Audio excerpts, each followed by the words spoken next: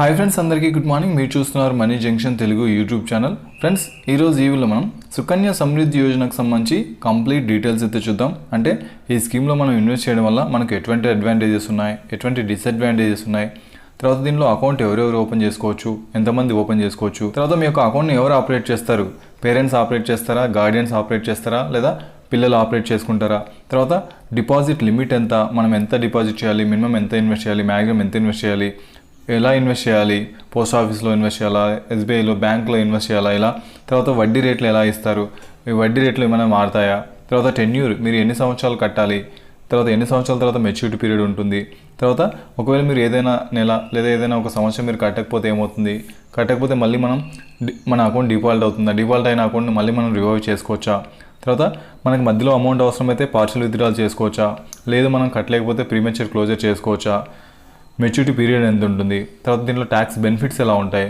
తర్వాత ఈ account open చేసుకోవాలంటే ఎటువంటి డాక్యుమెంట్స్ కావాలి, తర్వాత ఇంట్రెస్ట్ క్యాలిక్యులేషన్స్ మనం మంత్లీ 250 రూపీస్ ఇన్వెస్ట్ చేస్తే ఎంత వస్తుంది, లేదా 500 రూపీస్ ఇన్వెస్ట్ చేస్తే ఎంత వస్తుంది, ఇలా ఎగ్జాంపుల్స్తో క్యాలిక్యులేషన్స్తో సహా చూద్దాము.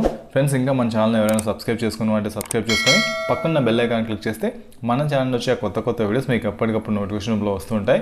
ఈ వీడియోకి ఒక లైక్ అయితే చేయండి, ఎందుకంటే మీరు చేసే లైక్ అనేది మాకు కొంచెం సపోర్టివ్గా ఎంకరేజ్మెంట్గా ఉంటుంది.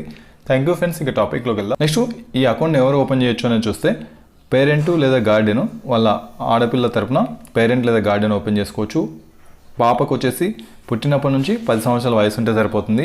పుట్టిన తర్వాత ఆధార్ కార్డు లేదా బర్త్ సర్టిఫికేట్ ఉన్నప్పుడు మీరు రెడీ అయిన తర్వాత మీరు వెళ్ళి అకౌంట్ అయితే ఓపెన్ చేసుకోవచ్చు. మ్యాక్సిమం ఏజ్ లిమిట్ మనం 10 ఇయర్స్, ఇందాక చెప్పుకున్నాం డ్రాబ్యాక్లో 10 ఇయర్స్ పైన ఉన్న వాళ్ళు ఎవరు ఈ స్కీమ్కి అప్లై చేసుకోలేదు. నెక్స్ట్ ఏంటంటే మనకి ఒక ఫ్యామిలీలో ఓన్లీ 2 అకౌంట్స్, మనం ఇందాక చెప్పుకున్నాం 2 ఆడపిల్లలకు మాత్రమే అకౌంట్స్ ఓపెన్ చేసుకోలేం. 3, 4 అలా ఉంటే 3కి 4కి అకౌంట్ అయితే ఓపెన్ చేసుకోలేము. తర్వాత ఒక ఆడపిల్ల తరపున ఒక అకౌంటే, తండ్రి ఒక అకౌంటు, తల్లి ఒక అకౌంటు, వాళ్ళ తాత ఒక అకౌంటు, ఇలా డిఫరెంట్ అకౌంట్స్ ఒక ఆడపిల్ల పైన చేయలేము. ఓన్లీ ఒక అకౌంటే, ఒక ఆడపిల్లకు ఒక అకౌంటు, ఒక ఫ్యామిలీలో 2 అకౌంట్లు 2 ఆడపిల్లలకు అంతే. ఇన్ కేస్ ట్విన్స్ పుడితే, అంటే ఫస్ట్ ఒక సింగిల్గా ఆడపిల్ల పుట్టి రెండోసారి ట్విన్స్గా పుట్టారనుకోండి ఆడపిల్లలు, అటువంటి టైంలో 3కి వర్తిస్తుంది. లేదు ఫస్ట్ టైమే ట్విన్స్ పుట్టారనుకోండి ఇద్దరికి వర్తిస్తుంది. నెక్స్ట్ టైం ఆడపిల్ల పుట్టినా వర్తించదు అనమాట. ఇది ఎక్సెప్షనల్ కండిషన్. నెక్స్ట్ వచ్చేసి ఈ అకౌంట్ని ఎవరు ఆపరేట్ చేస్తారు అంటే పాపకి 18 సంవత్సరాల వయసు వచ్చేంత వరకు పేరెంట్ లేదా గార్డియన్ ఎవరైతే అకౌంట్ ఓపెన్ చేసింటారో వాళ్ళు ఈ అకౌంట్ అయితే ఆపరేట్ చేస్తారు. పాపకు 18 ఇయర్స్ వచ్చిన తర్వాత డెసిషన్ మొత్తం పాపకి వెళ్ళిపోతుంది. సో ఆ అమౌంట్ అనేది తీసుకోవాలా, అలాగే పెట్టుకోవాలా, ఆ అమౌంట్ని ఎలా వాడుకోవాలా అనేది ఫుల్ రైట్స్ 18 ఇయర్స్ తర్వాత ఆ పాపకు వచ్చేస్తాయి అనమాట. నెక్స్ట్ అదేవిధంగా డిపాజిట్ లిమిట్స్ చూద్దాము. మనం చెప్పుకున్నాము మినిమం ఒక సంవత్సరానికి 250 రూపీస్ కడితే సరిపోతుంది. మ్యాక్సిమం వచ్చేసి 1,50,000 రూపాయలు. మనం చెప్పుకున్నాము అడ్వాంటేజ్లో లంసమ్ ఇన్వెస్ట్మెంట్స్ లేదా మల్టిపుల్ ఇన్స్టాల్మెంట్స్ అనేసి. సో మీ దగ్గర ఈ నెల 1,000 రూపాయలు ఉంటే 1,000 రూపాయలు కట్టండి, వచ్చే నెల మన దగ్గర 1,500 ఉంటే 1,500 కట్టండి, అటు వచ్చే నెల మన దగ్గర డబ్బులు లేవంటే వదిలేయండి. ఇలా అంటే ఫ్లెక్సిబిలిటీ ఉంటుంది ఈ సుకన్య సమృద్ధి యోజనలో. మీ దగ్గర అమౌంట్ ఉన్నప్పుడు కట్టుకోండి, లేదంటే వదిలేయండి. కానీ మినిమం వచ్చేసి 250 రూపీస్ కట్టాలి సంవత్సరానికి. నెక్స్ట్ వడ్డీ రేట్ గురించి మాట్లాడితే మనం చెప్పుకున్నాం గవర్నమెంట్ వచ్చేసి 3 మంత్స్కి ఒకసారి ఆ వడ్డీ రేట్లు అనౌన్స్ చేస్తుంది. సో ఇది జనవరి 1వ తేదీ నుంచి వచ్చిన వడ్డీ రేటు 8.2%. నెక్స్ట్ మళ్ళీ ఏప్రిల్ 1కి మళ్ళీ వడ్డీ రేట్లు పెరగచ్చు, తగ్గొచ్చు, లేదా అలాగే ఉండొచ్చు అనమాట.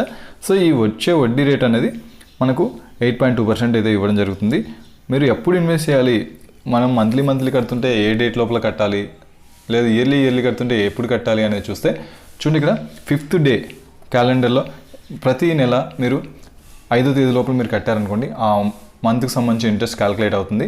ఒకవేళ మీరు 6వ తేదీ 7వ తేదీ కట్టారనుకోండి ఆ మంత్ క్యాలిక్యులేట్ అవ్వదు, నెక్స్ట్ మంత్ నుంచి క్యాలిక్యులేట్ అవుతుంది. అంటే మీరు 5వ తేదీ లోపల కడితే ఆ మంత్ మీకు కలిసి వస్తుంది. 5వ తేదీ తర్వాత కట్టారనుకోండి ఆ మంత్ మీరు కోల్పోతారు, నెక్స్ట్ మంత్ నుంచి మీకు యాడ్ అవుతుంది. నెక్స్ట్ ఒకవేళ మీరు ఇయర్లీ కడుతున్నారనుకోండి, మనకేంటంటే ఏప్రిల్ నుంచి మార్చి వరకు ఫైనాన్షియల్ ఇయర్ క్యాలిక్యులేషన్స్ అయితే తీసుకుంటారు. సో మీరు ఏప్రిల్లో ఇన్వెస్ట్ చేస్తే ఆ ఇయర్ మొత్తానికి సంబంధించిన వడ్డీ అయితే మీకు యాడ్ అవుతుంది. లేదు మీరు ఫిబ్రవరిలో అలా చేశారనుకోండి, ఫిబ్రవరి మార్చ్ ఆ 2 మంత్స్కి సంబంధించిన వడ్డీ మాత్రం మీకు వస్తుందన్నమాట. మళ్ళీ నెక్స్ట్ ఇయర్ నుంచి మళ్ళీ ఫ్రెష్గా స్టార్ట్ అవుతుంది. అలా ఏప్రిల్ టు మార్చ్ క్యాలిక్యులేషన్స్ అయితే తీసుకుంటారనమాట. నెక్స్ట్ అదేవిధంగా టెన్యూర్ చూస్తే మనము 15 ఇయర్స్ అమౌంట్ కడతాము. మెచ్యూరిటీ పీరియడ్ వచ్చేసి 21 ఇయర్స్ అనమాట. నెక్స్ట్ ఒకవేళ మన అకౌంట్ డిఫాల్ట్ అయితే మనం చెప్పుకున్నాం మినిమం 250 రూపీస్ కట్టాలి సంవత్సరానికి. ఒక సంవత్సరానికి మనం 250 రూపీస్ కూడా కట్టకపోతే మన అకౌంట్ డిఫాల్ట్ అయిపోతుంది. ఆ డిఫాల్ట్ అయిన అకౌంట్ని మనం 50 రూపీస్ పెనాల్టీ కట్టి మనమైతే రివైవ్ చేసుకోవచ్చు. అంటే ఈ సంవత్సరం పోయిన సంవత్సరం మీరు కట్టలేదు అనుకుందాం 250 రూపీస్ కూడా. ఈ సంవత్సరం ఏంటంటే ఈ సంవత్సరం కట్టాల్సిన 250 రూపీస్, అదేవిధంగా పోయిన సంవత్సరం కట్టాల్సిన 250 ప్లస్ 50 రూపీస్ ఫైన్, ఇవన్నీ కడితే మీ యొక్క అకౌంట్ అనేది యాక్టివేట్లోకి వచ్చేస్తుంది. నెక్స్ట్ అదేవిధంగా పార్షల్ విత్డ్రాల్ ఫెసిలిటీ, మనకు పార్షల్ విత్డ్రాల్ ఫెసిలిటీ ఉంటుంది ఎప్పుడంటే మీ యొక్క పాప వయసు 18 సంవత్సరాలు రావాలి, లేదా పాప 10th క్లాస్లో చదువుతూ ఉండాలి. అటువంటి టైంలో మాత్రమే మీకు పార్షల్ విత్డ్రాల్ ఫెసిలిటీ ఉంటుంది. అంతకుముందు ఉండదు. అది 50% మీరు ₹1,00,000 కట్టింటే అప్పటి వరకు మీరు ఎంతైతే కట్టింటారో అమౌంట్, ఆ అమౌంట్లో సగం అనమాట 50%.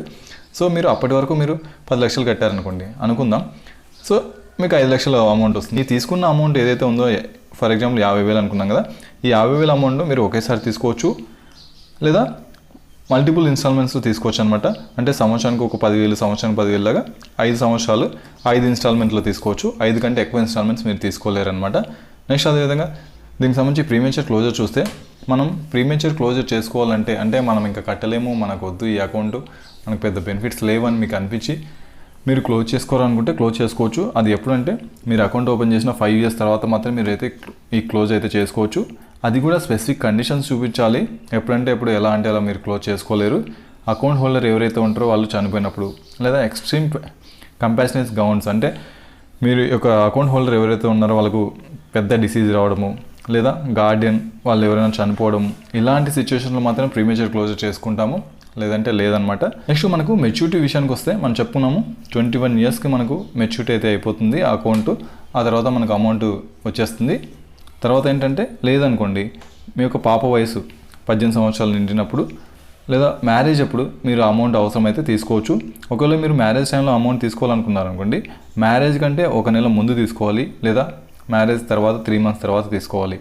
ఇది ఎక్సెప్షనల్ కేసెస్. నెక్స్ట్ అదేవిధంగా ట్యాక్స్ బెనిఫిట్స్ మనం చెప్పుకున్నాం. EEE tax benefits, complete tax benefits అయితే ఉంటాయి. మీరు 80C కింద ₹1,50,000 వరకు మీరు ఇన్కమ్ ట్యాక్స్లు చూపించుకోవచ్చు. తర్వాత దీనిపైన వచ్చే వడ్డీ పైన ఎటువంటి ట్యాక్స్ ఉండదు. తర్వాత మీకు వచ్చే మెచ్యూర్ అమౌంట్ లాస్ట్లో చివరిగా మొత్తం బల్క్ అమౌంట్ వస్తుంది కదా, దానిపైన కూడా ఎటువంటి ట్యాక్స్ ఉండదు అనమాట. సో కంప్లీట్గా ట్యాక్స్ బెనిఫిట్స్. నెక్స్ట్ ఈ అకౌంట్ ఓపెన్ చేసుకోవాలంటే ఏ డాక్యుమెంట్స్ కావాలని చూస్తే, మీ యొక్క పాప యొక్క ఆధార్ కార్డు లేదా బర్త్ సర్టిఫికేట్, ఆధార్ కార్డు లేదా బర్త్ సర్టిఫికేట్ కావాలి. తర్వాత పేరెంట్కి సంబంధించి ఆధార్ కార్డు కావాలి. తర్వాత ఏంటంటే పాన్ కార్డు, పేరెంట్కి సంబంధించిన పాన్ కార్డు, పేరెంట్కి సంబంధించిన 2 ఫొటోస్, పాపకు సంబంధించిన 2 ఫొటోస్ అయితే కావాల్సి ఉంటుంది. తర్వాత అప్లికేషన్ ఫామ్ ఫిల్ చేసి మీరు పోస్ట్ ఆఫీస్లో లేదా బ్యాంకులో కూడా ఓపెన్ చేసుకోవచ్చు. మీకు వడ్డీ రేట్లో డిఫరెన్సియేషన్ ఏమి ఉండదు. సుకన్య సమృద్ధి యోజనకు సంబంధించి బ్యాంక్లో అయినా ఒకేలా ఉంటుంది, పోస్ట్ ఆఫీస్లో అయినా ఒకేలా ఉంటుంది అనమాట. సో ఇది కంపారిజన్ టేబుల్. మీరు నెల నెల ఎంత కడితే 250 కడితే ఎంత వస్తుంది, 500 కడితే ఎంత వస్తుంది, 1000 కడితే ఎంత వస్తుంది, 5000 అయితే ఎంత వస్తుంది, 12,500 కడితే మీకు ఎంత వస్తుంది, ఇలా ఒకసారి ఈ వీడియోని పాస్ చేసి జస్ట్ ఒకసారి చూడండి మీకు టోటల్ రిటర్న్స్ ఎంత వస్తాయి అనేసి. సో మీరు ఎంత ఇన్వెస్ట్ చేసినట్టు, మీకు ఎంత వడ్డీ వచ్చినట్లు, టోటల్ మెచ్యూరిటీ తర్వాత మీకు ఎంత అమౌంట్ వస్తుంది, ఇలా ఒకసారి చూడండి.